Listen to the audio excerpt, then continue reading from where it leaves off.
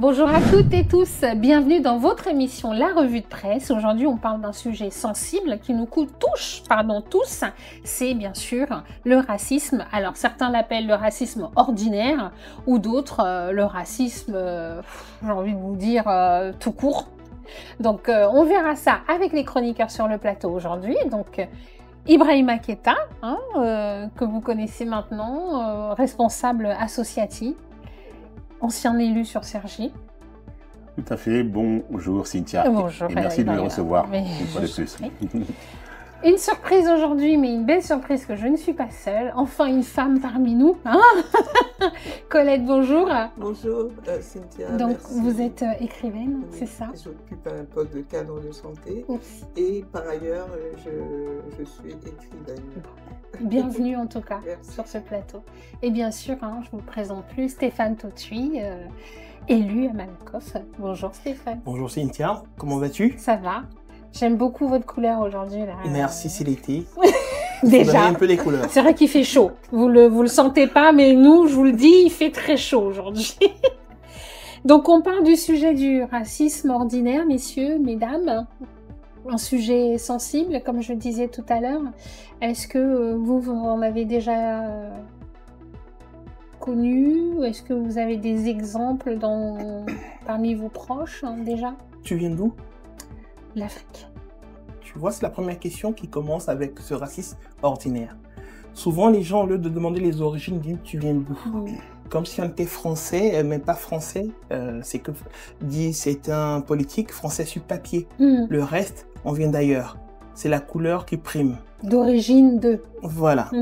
Et donc, c'est pour ça que aujourd'hui le racisme, on va dire ordinaire, est un racisme qui ne dit pas son nom, mais que tout le monde vit, souvent par ignorance, souvent par manque, je dirais, de tact, souvent par abus de pouvoir.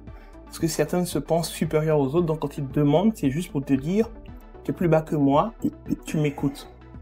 Mais on a tendance, sur toutes les personnes des minorités visibles que nous sommes, on a tendance à faire aussi ce racisme, on va dire, ordinaire avec aussi les caucasiens. Parce qu'on veut soit jouer un peu à être là pour pouvoir les soutenir, et qu'est-ce qu'on fait? Souvent, on le fait sans s'en rendre compte. Je prends un exemple, quand souvent on veut manger quelque chose que c'est épicé, directement quand on est en face d'un caucasien, on dit « c'est épicé », comme s'il ne pouvait pas manger les épices. On n'est pas là pour le protéger, on le laisse découvrir. Quand on part manger dans un restaurant, on nous dit bah, « attention, il y a du poivre ». On nous dit c'est poivreux, mais quoi? Et c'est à nous de faire le choix. Donc c'est ce racisme qu'on vit, et beaucoup diront « oui, non, mais ce racisme, c'est pas vraiment un racisme, non, mais arrête, on peut pas te parler, tout ». C'est aussi une forme de racisme. Et c'est tout ça que je l'explique un peu dans mon ouvrage, le racisme au secours de la France, parce que on le vit, on le sent, et il y a beaucoup qui en souffrent, mais qui en souffrent dans le silence. Et ce silence, maintenant, on est au 21e siècle, on ne doit plus l'accepter. Donc pour vous, c'est du racisme ordinaire? C'est des choses on dit ordinaire banales? On dit ordinaire du fait que souvent on ne prête même pas attention. Et souvent les gens, on va dire, derrière n'essaient pas de pouvoir c'est rentrer réagir. Dans les mœurs. C'est rentrer dans les mœurs et on ne doit plus Tout à fait. appeler ça racisme. C'est du racisme. Actuellement, Olivier Faure, responsable Nouveau Gauche, nous parle du racisme atmosphère. Il dit au ministre aujourd'hui en charge de tout ce qui est immigration, de laisser faire le racisme d'atmosphère en France. Est-ce que vous pensez que c'est ça? Non, c'est pas ça. C'est différent. Si vous voulez, c'est que aujourd'hui, les formes de racisme, pour ne pas totalement taper sur le système, on ne dit plus le racisme systémique, pour certains disent l'atmosphère. Pour ne plus dire que c'est le système. Voilà, juste l'habillage. L'habillage qui change. Voilà, c'est l'habillage qui change, mais c'est toujours la même chose. Parce que quand on prend aujourd'hui, on le voit à la fois dans la représentation à l'Assemblée, au Sénat ou autre, la représentation de la population ne se fait pas. Et quand il y a quelques afro-ascendants, afro-descendants qui sont dans les hémicycles, on met plus la lumière en disant oui, mais voilà, on a essayé de donner quelques couleurs. Je vous donne un exemple typique en tant que candidat à la municipale qui arrive. Vous prenez souvent, quand vous faites une liste, si un caucasien fait sa liste et qu'il y a 2, 3 afro-ascendants dedans, oui, c'est une liste qui est parfaite, ça va. il y a une représentation. Mais quand un afro-ascendant fait une liste et qu'il met 2 ou 3 caucasiens, on dira c'est une liste communautaire. Pourquoi est-ce une liste communautaire? La loi dit bien, il faut juste avoir 18 ans, donc le droit de voter, être inscrit sur la liste électorale, on a le droit d'être sur une liste, on a le droit d'être une liste. Donc pourquoi on met cette différence? Simplement pour dire, vous n'êtes pas chez vous, sauf qu'on est chez nous. Et c'est ça. Donc à la fois le côté systémique et le côté ordinaire qu'on voit, on le vit, on n'arrive pas à faire vraiment la frontière. Et c'est pour ça, moi, à travers le livre, je l'ai dit, le racisme qui est au secours de la France, c'est que à la fois on a du racisme, mais à la fois on a la discrimination qui vient appuyer ce racisme. Et aujourd'hui, la population doit être instruite. Parce que moi, je le dis, on n'est pas là pour pouvoir taper sur certaines personnes qui le font ce racisme ordinaire parce qu'ils ne le savent même pas. C'est de les écouter, de les pousser à aller jusqu'au bout de leur idée. Écoutez, moi je suis tenté de dire tout d'abord que effectivement le racisme existe depuis bien longtemps, mais c'est aujourd'hui complètement banalisé. Ça, c'est le racisme à visage découvert. Et par définition, le racisme, c'est une façon effectivement de pouvoir démontrer qu'il y a une hiérarchie au niveau ethnique, au niveau religieux, au niveau culturel, et que tout ceci repose sur des préjugés sur l'histoire. Sur l'histoire, et notamment la plupart des Africains qui sont issus de pays d'Afrique francophone, donc d'anciennes colonies françaises, et du fait de l'esclavage, de la colonisation notamment, eh ben, il y a des préjugés qui sont toujours là. Et en considérant qu'il y a une certaine... Et j'ai tendance à dire que les préjugés nuisent à l'objectivité. C'est-à-dire que ce qui est dommage, et je rejoins ce que Stéphane disait, il y a de l'ignorance, parce que... Et surtout ce refus, ce déni d'accepter qu'une personne autre qui soit différente de toi,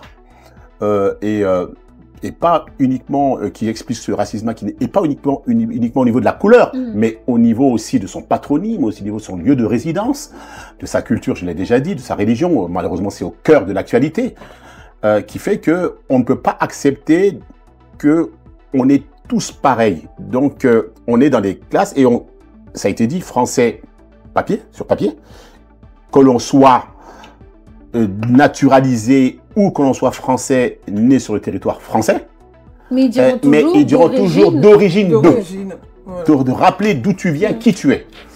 Et c'est une façon de catégoriser les Français. C'est de démontrer que, il y a des Français à part entière, des blancs français de souche, alors que on sait bien que, je l'avais dit la dernière fois sur ce plateau-là, on fait aussi la différence entre ceux qui sont français issus qui sont français intra-européens. Pourtant, il faut dire qu'aujourd'hui, la plupart des Français ne sont pas français de souche. C'est quoi français de souche? De souche en plus.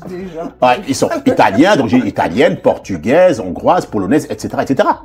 Mais qui ne sont pas aussi non plus, malheureusement, traités sur le même pied d'égalité que ceux qui sont français de l'Europe extra-européen, qui sont extra-européens, qui sont effectivement afro-descendants comme nous autres. Donc aujourd'hui, il y a un vrai travail à faire à ce niveau-là, et qui est à faire, mais il y a un problème de sémantique. On veut jouer sur les mots, le racisme hors atmosphère, racisme ceci, cela. On joue sur les mots. Sinon, le problème, il demeure toujours le même. Il faut qu'à un moment donné, tant qu'il n'y aura pas, et je termine mon propos, pour ne pas monopoliser la parole, tant qu'il n'y aura pas un traitement égalitaire pour tous, et que les responsables politiques ne prennent pas et n'ont pas le courage, et les dirigeants de ceux qui sont à la tête de ce pays-là, le courage de dire on traite tout le monde sur le pied, même pied d'égalité, dans le cadre de l'égalité des chances, et d'embrasser tous les enfants de la République de la même façon, eh bien je pense qu'on sera toujours confronté à ce problème lié au racisme et à toute forme de discrimination. Bon, si vous avez des propositions, je veux bien les entendre après. Colette. Absolument. Voilà. Donc, moi, je pense que c'est important qu'on définisse ce que c'est que le racisme ordinaire pour bien savoir de quoi on parle. En fait, pour moi, le racisme ordinaire, ça fait référence à des propos, des attitudes ou des comportements racistes banalisés. Et souvent même c'est sur fond d'humour, mais c'est juste pour rigoler. Donc ça peut être des moqueries, On se moque de l'accent de la personne, la couleur des cheveux, la façon de s'habiller, ou ce qu'il a mangé. Et tout ça. Mais c'est l'effet blessant, en fait. On ne se rend pas compte de l'effet blessant que ça peut produire. Alors, j'ai une petite anecdote à mon travail. J'occupe un poste de cadre de santé dans un hôpital public. Et un jour, il y avait une équipe qui parlait en créole devant des personnes qui ne comprenaient pas le créole. Donc, je leur disais, vous voyez, je suis contre le fait que vous parliez créole, mais les autres personnes qui sont avec vous ne comprennent pas ce que vous dites. Et ça peut être embarrassant pour... Oui, parce que s'ils veulent participer à la conversation, et en fait, ils n'ont pas compris, ils l'ont pris mal. Ils l'ont mal pris. Je voulais vraiment leur faire comprendre que c'est pas... déjà, c'est pas professionnel, parce qu'à l'hôpital, on doit parler français. Et voilà, ils l'ont mal pris. Donc... j'ai une autre anecdote aussi par rapport aux Roumains. Les Roumains, ils disent oui, ils sont tous ça, ils sont tous... préjugés. C'est des préjugés. Donc, c'est basé sur des préjugés. Et c'est... On englobe tout le monde dedans. On englobe tout le monde dedans, malheureusement. Alors, est-ce que le fait de dire que tel Roumain est sale, est-ce que c'est du racisme, ça, Colette? Est-ce que vous pensez que c'est du racisme? Est-ce que le Roumain le prend comme du racisme? Ou c'est plutôt une étiquette c'est une étiquette qu'on lui met sans forcément c'est une étiquette raciste. C'est comme quand on prend les propos blessants qu'a eu à l'époque Feu Chirac, les odeurs, quand il parlait des Africains. Voilà. C'est blessant. Quelle odeur? Alors pourtant, aujourd'hui, dans la société, on va dire, des parfumeries, ceux qui consomment plus les parfums, c'est les Africains. Donc vous voyez, aujourd'hui, les gens se croient, on va dire, supérieurs souvent pour pouvoir montrer une certaine ossature. Et ils le font sans le savoir. Ils blessent sans le savoir. Ah, je ne sais pas si c'est sans le savoir. Il y a certains qui ne le savent pas. Des fois, c'est sans le savoir. Voilà. Souvent, les gens se disent, je suis supérieur, donc quand je parle, l'autre va comprendre. Et donc, je suis dessus, voilà, je parle. Il doit se mettre au niveau, s'il n'est pas au niveau, qu'il reste toujours... Non. Pour pouvoir défendre, je dirais, les partis, ce n'est pas de pouvoir crier, ou pouvoir dire oui, il faut une loi. Non, c'est d'instruire la population. Moi, je prends une anecdote. Je faisais en 2022 le tour pour la présidentielle, pour les signatures.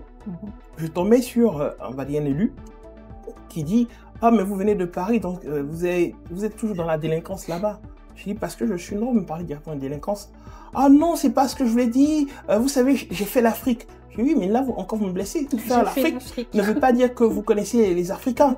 Et en plus, qu'est-ce que vous dites que je viens là, tout de suite de l'Afrique? Je suis peut-être né ici, je suis là depuis longtemps, je connais pas l'Afrique. » Il dit « Ah ouais, mais normalement, moi, je suis français de souche. » Comme l'a dit Ibrahim. Je l'ai rappelé en disant « C'est quoi français de souche ?»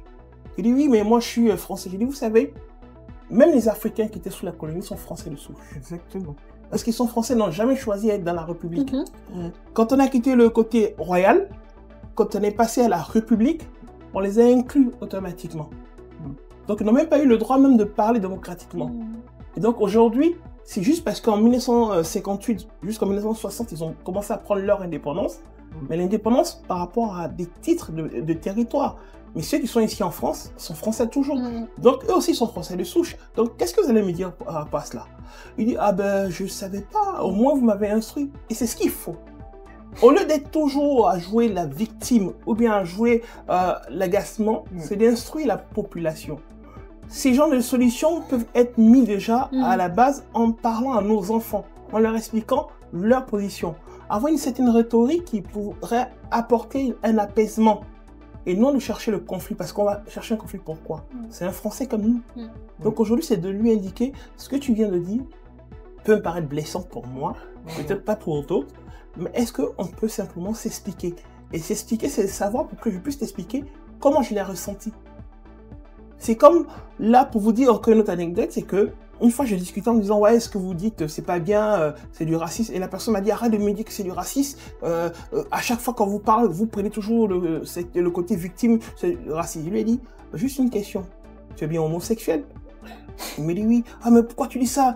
Tu es homophobe? J'ai dit, tu vois, juste le fait que je t'ai demandé que tu es homosexuel, tu traduis directement, je suis homophobe. C'est comme ça on vit quand vous nous attaquez. Il dit, ah ouais, je savais pas. J'ai dit, tu vois, il faut juste discuter. Mais un point très important, peut-être avant que je vais rajouter, mais je ne serai pas très long dans les différents échanges, c'est aussi de considérer, je reviens à l'histoire coloniale, il y a toujours aussi dans le subconscient le maître et l'élève. Et donc, le sachant, c'est eux. L'apprenant, c'est nous. Et donc, l'exécutant, l'encadrant, c'est eux. L'exécutant, on est à ce... Parce que cette image-là, ça a toujours été le cas. Et quand je parle de ça, ça veut dire que quelque part, le fait que tu aies fait de grandes études, ça n'est pas dans leur esprit, c'est pas normal. Ouais. Ça, c'est leur domaine réservé. Et par rapport au racisme, donc c'est par rapport à ce point-là, et en même temps, oui, le racisme, ça peut être fait parce qu'avec des plaisanteries de mauvais goût, oui, et très souvent, il y en a qui te testent en fait, pour voir si ça passe ou pas. Et en fonction de ta réaction, si tu réagis en disant stop, attention, là, ça reste net. C'est un terrain miné. Si tu laisses passer, tu souris, et tu vas, eh ben, ils vont aller encore plus loin. C'est en fait vicieux. C'est extrêmement vicieux. Mais après, il faut aussi dire deux autres choses, que je terminerai sur ces deux points-là. Il y a aussi, il faut le dire, pour certains, il y a de la maladresse. Il y a de la maladresse. Et je conclurai, parce que par ignorance, etc., il y a de la maladresse, mais qui ne sont pas forcément racistes. Mais c'est difficile de faire le preuve de discernement et d'enlever le vin de l'ivraie, comme on dit. Donc, et le bon vin de l'ivraie, c'est bien ça. Hein, et en même temps, c'est une expression. Et je termine en disant aussi, attention, c'est du vécu aussi. C'est à nous aussi d'être très vigilants, même si c'est pas évident, de toujours nous faire une idée de la personne qu'on a en face de nous, pour que nous ne soyons pas toujours dans la victimisation aussi. C'est tellement pas évident tout ça, dans notre façon de faire. C'est une ligne, il y a une ligne, voilà. Mais de ne pas tomber dans la victimisation, et pour ne pas tomber dans la victimisation, de mon point de vue, c'est d'avoir une attitude complètement décomplexée. Totalement, mais... Complètement, en le montrant d'égal à égal, en montrant, tu vois, je suis ton égal. Ton égal pourquoi? Pour nous autres, très simple, parce que je suis un être humain comme toi. Et je suis quelqu'un de civilisé comme toi. Non, mais et je suis quelqu'un... Là-dessus, je peux me mettre un peu, on va dire, en faux, parce que je peux dire tu avances. C'est juste dans une partie de la conception de la vie de la société, mais c'est injuste aussi parce que souvent, quand on a tendance à le dire, on a tendance à dire oui, les autres. Donc, quand on parle des autres, on parle souvent des caucasiens. Mais il y a souvent ce racisme, on va dire, ordinaire qui se fait entre afro-ascendants et afro-descendants. Oui. Elle l'a vécu avec la communauté antillaise. Oui. Il y a aussi d'autres qui le vivent. Quand vous discutez souvent avec des personnes qui ont peut-être des origines bien quoi, au lieu de s'intéresser à la personne, on demande tu viens de quel pays? Comme si son pays allait apporter une réponse à votre conversation. Tu vois? Il y a aussi souvent quand on discute, on dit ah mais fais attention, eux là chez eux ils mangent ça. Comme si la personne qui est en face de toi, il a dit que c'est ce qu'ils mangent. Les Haïtiens mangent du chien. Ça m'était dit par exemple à un moment donné. Voilà. Donc tu vois, donc aujourd'hui, ce qui peut apporter une différence dans l'échange, dans le dialogue, c'est que nous-mêmes, on doit faire attention à tout.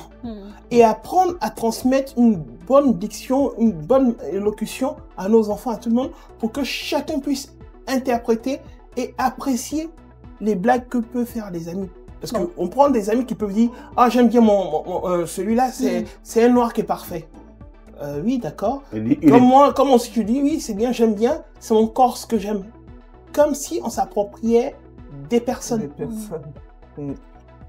Donc, si je comprends bien là, ce que vous préconisez, messieurs et mesdames, c'est la sensibilisation pour la nouvelle génération. Tout à fait. Leur faire connaître leur histoire, faire des recherches, parler, aux proches, à la famille, pour justement ne pas tomber dans ce piège de victimisation ou de racisme. Entre autres, mais pas que. Voilà. Mais pas que. Okay. C'est une partie de la solution. Oui, c'est pour ça que je dis il n'y a pas que. Oui, mais je serais tenté de dire, pour ajouter en termes de proposition, je pense que l'exemple aussi doit venir de nous. Parce que les jeunes ont besoin de référents, ils ont besoin d'exemples. Et donc, tout dépendra aussi de nous, de notre comportement. De notre comportement.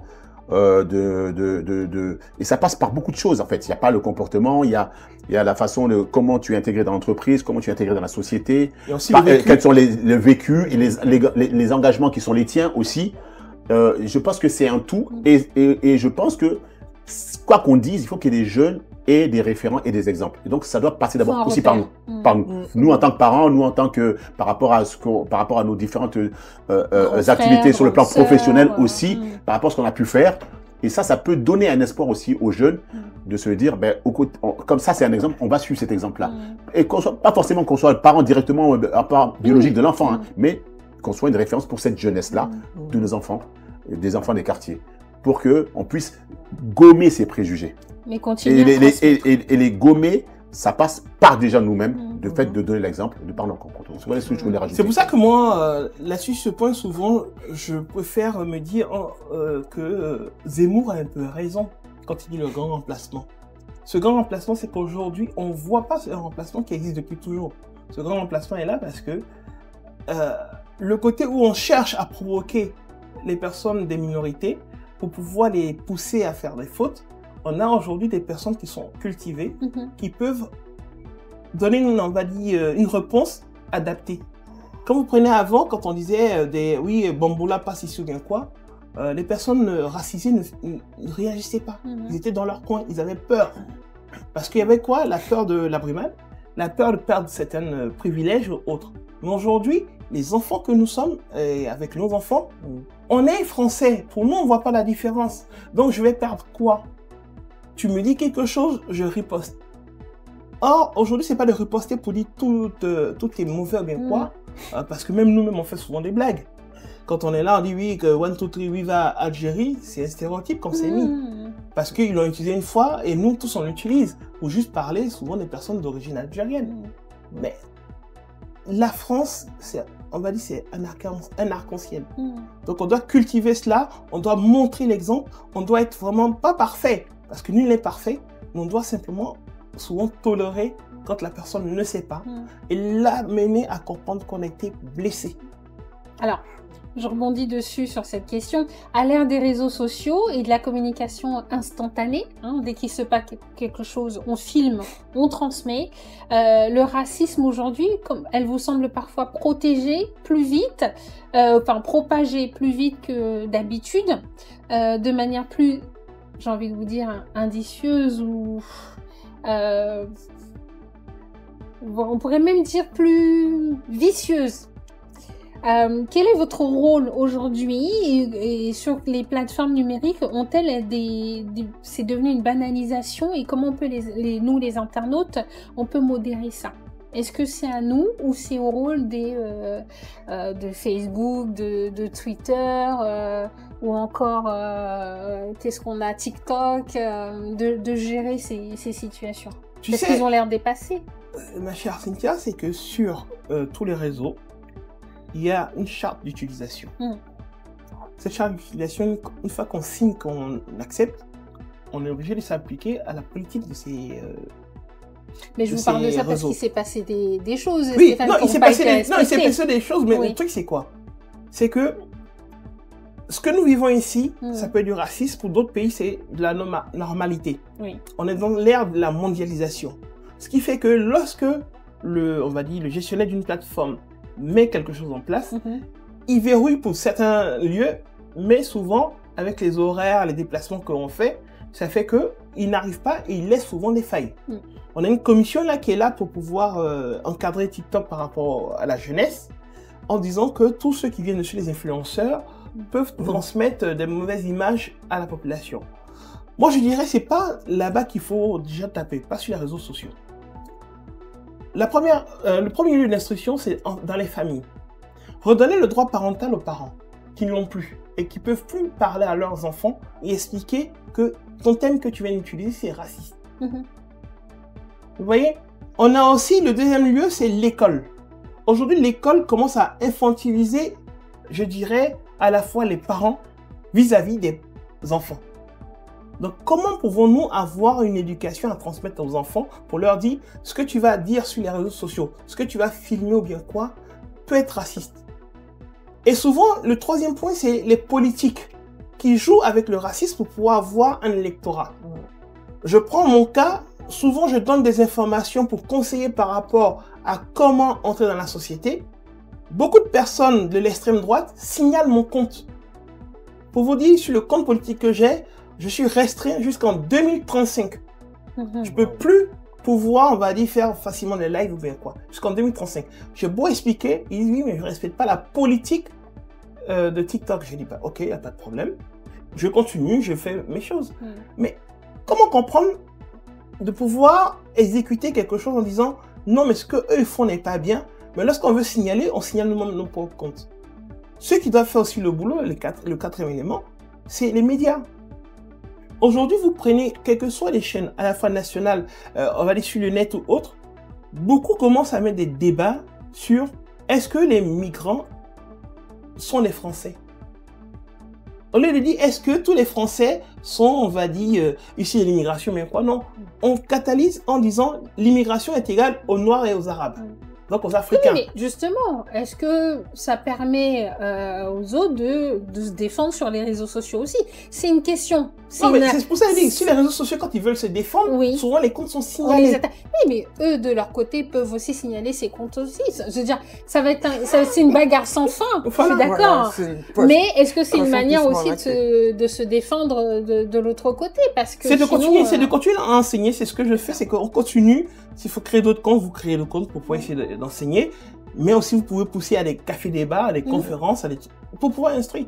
C'est pour ça on reste toujours dans la sensibilisation, la mobilisation. C'est pour ça, quand vous voyez écrire un livre, c'est, comme on dit, les paroles sont bonnes, mais l'écrit reste. Donc, écrire un livre, c'est transmettre un patrimoine pour que les gens puissent comprendre.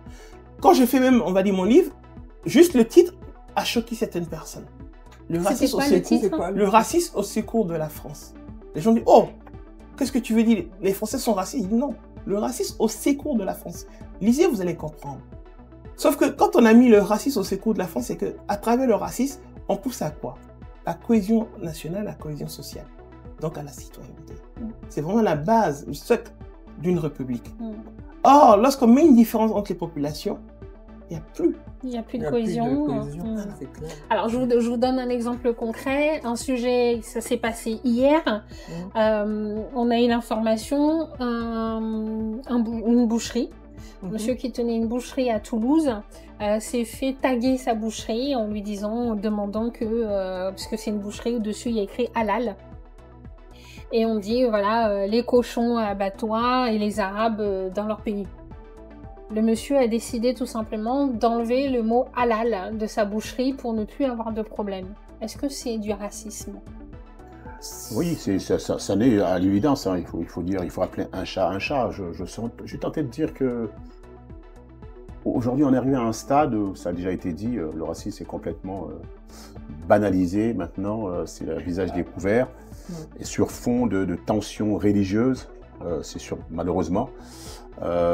Et alors que bon, on est dans un pays laïque dans lequel le souhait est que tout le monde puisse vivre ensemble malgré ces différences ethniques, religieuses, culturelles, mais malheureusement, ce n'est pas le cas. C'est à se demander par moments s'il n'y a pas une réelle volonté aussi, ça a été dit avec malheureusement les médias qui jouent un rôle qui n'a pas tendance à servir la cohésion nationale. Et c'est pas un média qui est parti mettre un mot sur la boucherie. Attention, je vais venir parce qu'en fait, il faut avoir une vision globale de tout ça. En fait, il y a beaucoup de choses qui sont liées en fait.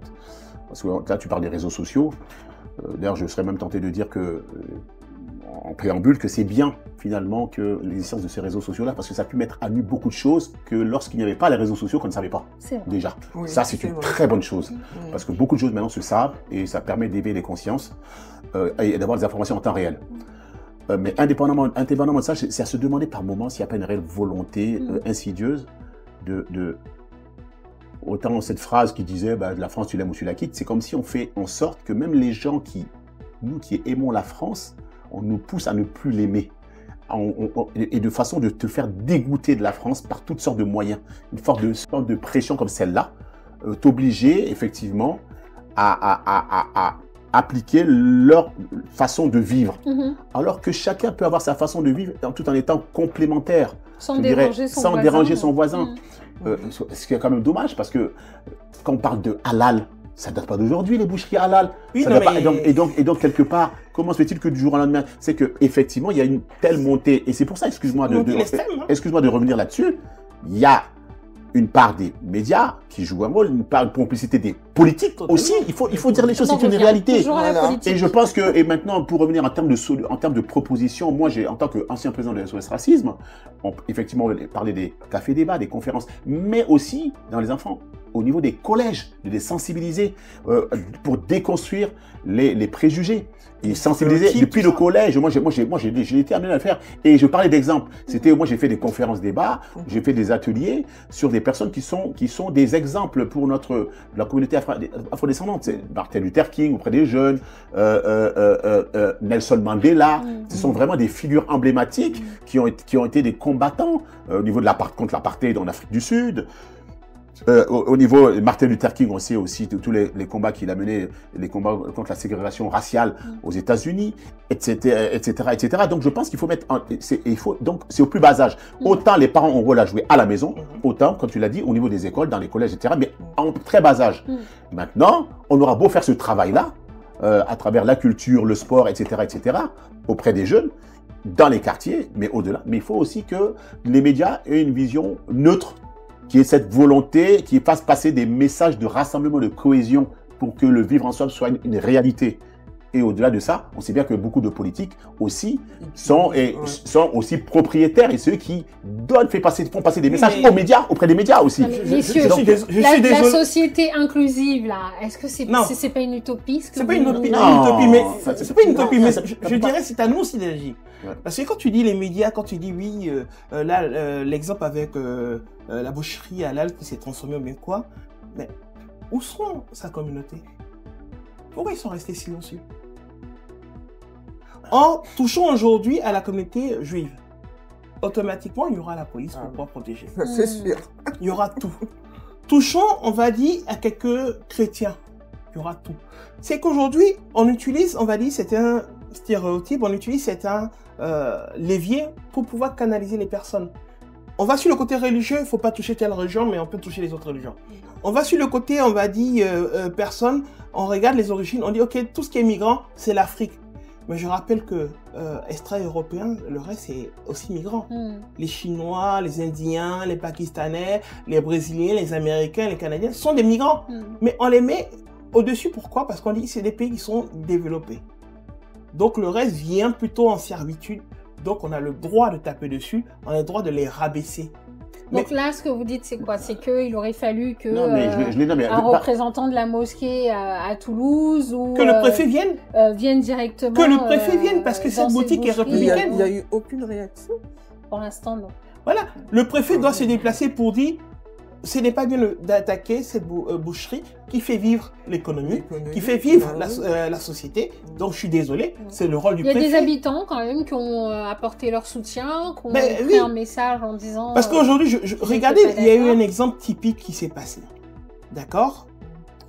On a eu, on va dire, un jeune qui s'est mis tranquillement à claquer la porte lors d'une audition, on va dire parlementaire, en disant au revoir puisque vous ne me laissez pas parler. Il a quitté.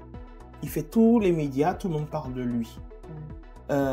Et certains disent oui, mais c'est parce que vous voyez, c'est noir parce qu'on leur donne un peu. Il se croit au-dessus de tout. Permis. Un noir, donc il est au-dessus de tout parce que il revendique sa liberté, il revendique sa manière de vivre. Il y a des lois, il y a tout pour pouvoir le ramener à une raison, bien quoi. Donc pourquoi l'attaquer sur sa couleur de peau? Pourquoi estimer qu'il n'est pas intelligent, n'a pas? Sauf qu'il y a certains qui ont analysé en disant, mais sa manière de s'exprimer et sa manière de voir, on a l'impression que derrière, il y a des avocats qui le poussent à dire certaines choses. Donc il sait ce qu'il fait. On a senti les éléments de mais langage.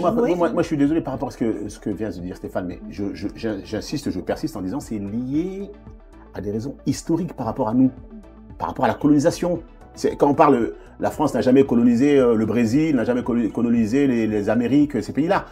Quand on parle de nous, c'est les Maghrébins, l'Algérie, on sait comment l'Algérie a pu prendre son indépendance en 62, dans le sang quand même. Hein.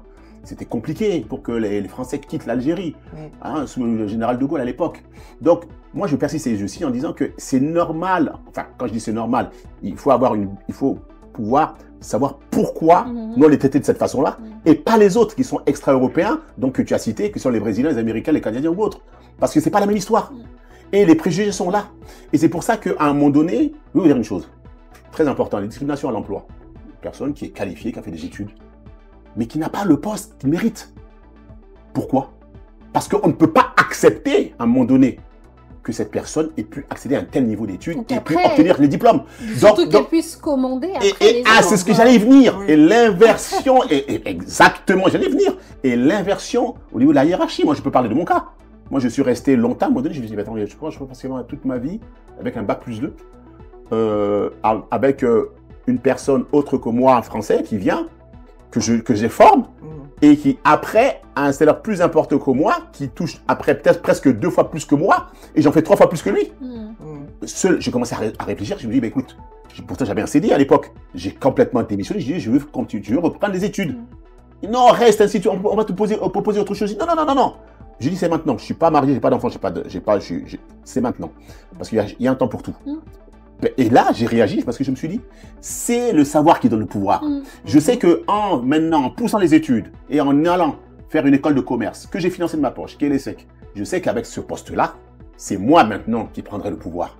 Et ça, on ne peut pas l'accepter. C'est ça aussi la réalité aussi. C'est ça la réalité parce que auparavant, et ça a toujours été le cas, ils veulent qu'on reste sous domination pour des raisons historiques. Ça, je pense que c'est important de le souligner. Alors, j'ai une petite anecdote. J'aime bien, bon, on arrive à la fin de l'émission, hein, je vous le dis quand même.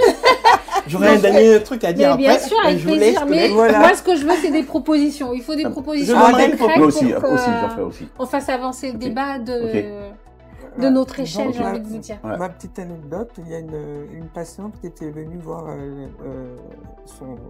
quelqu'un de sa famille. Quelqu'un de sa famille. Et hospitalisée. Et elle me voit, donc je suis avec ma tenue, c'est bien écrit. Colette, cadre de santé. Et cette dame me dit, est-ce que je pourrais voir votre supérieur hiérarchique?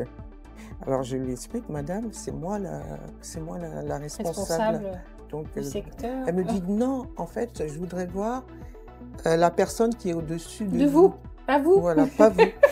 Je lui ai dit, madame, vous n'aurez pas d'autres... Interlocuteur, oui.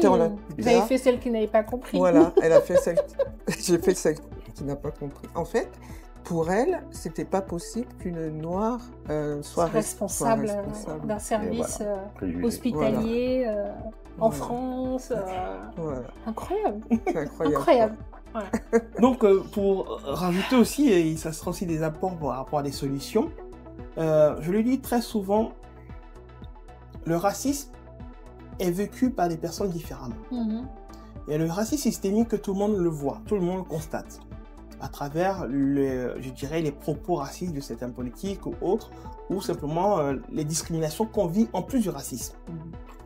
Parce que lorsqu'on met des barrières, c'est encore plus de barrières avec le racisme et la discrimination. Mais apprenons à casser ces barrières, apprenons à vivre en mettant, on va dire, une cohésion, en organisant déjà les autres Français, ceux qu'on considère autres Français, des personnes issues de l'immigration ou, comme moi j'appelle communément, des Afro-ascendants, Afro-descendants, qui s'organisent, qui revendiquent... C'est la tendance quand même. Voilà, qui s'organisent, qu'ils enseignent, qu'ils apprennent aux autres. Parce que souvent les livres d'école ne racontent pas l'histoire qu'a vécu ces personnes, soit en Afrique, soit aux Antilles. Ça raconte juste l'histoire que le maître a voulu bien mettre à la disposition des autres. Parce que beaucoup ici ne savent pas qu'à l'époque de la colonisation, on imposait aux Africains de dire nos ancêtres sont des Gaulois. Pour eux, ils ne savent pas ça. Mais ça, je pense que ça peut être un sujet d'une prochaine émission. les livres nous représentent-ils tous? Voilà. N'est-ce pas? Parce que quand on prend Un aujourd'hui, grand débat. au niveau même de la presse ou bien quoi, qu'aujourd'hui on force les portes pour aller expliquer dans ces médias. Ne laissons pas les autres expliquer et parler à notre place.